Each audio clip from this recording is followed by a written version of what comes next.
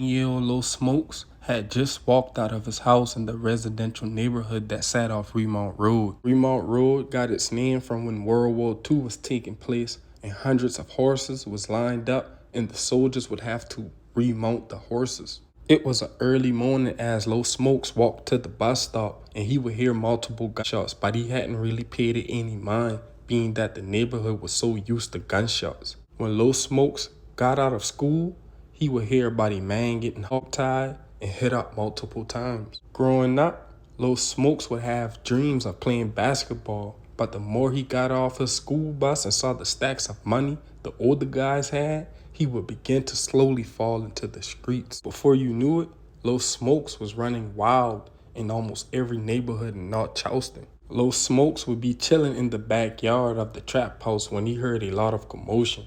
The older guys were going crazy because a young member by the name of Mike had been just down.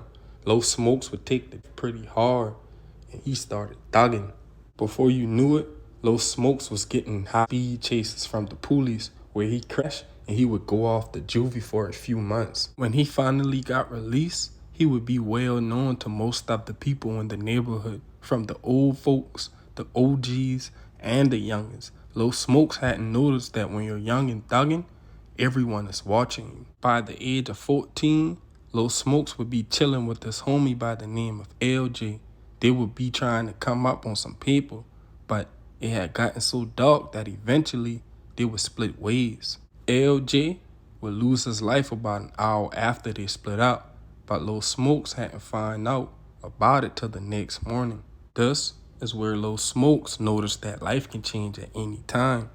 Time would fly and Lil Smokes would be coming from a funeral for his big cousin Sav when a situation would happen and Lil Smokes accidentally got shot.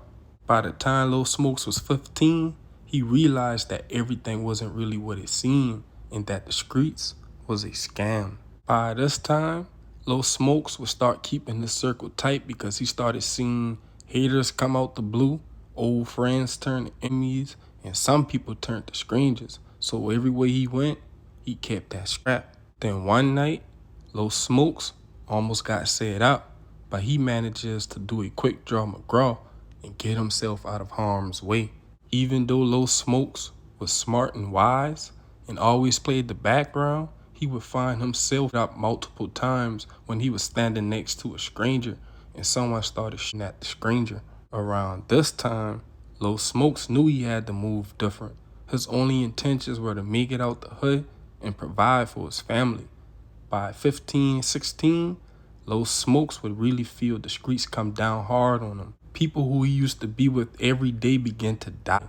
Lil J would lose his life in a double homicide where the suspect burnt the house down.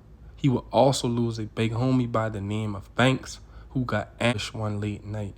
Just a few months after, he would lose his cousin by the name of Big Sean in a train accident.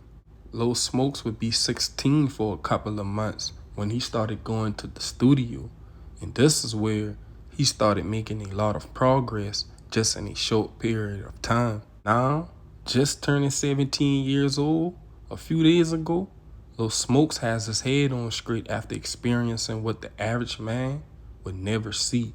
He is currently looking to make a mark and take over the city by storm.